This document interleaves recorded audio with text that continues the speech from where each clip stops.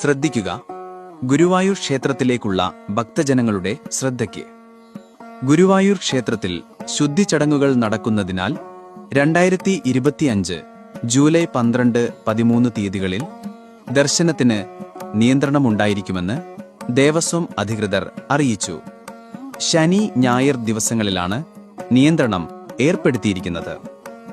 വെള്ളിയാഴ്ചത്തെ, അതായത് ജൂലൈ 11 ഉദയാസ്തമന പൂജയുടെ ഭാഗമായി ശനിയാഴ്ച, അതായത് ജൂലൈ 12 വൈകുന്നേരം ക്ഷേത്രത്തിൽ ശ്രീഭൂതബലി ഉണ്ടായിരിക്കും.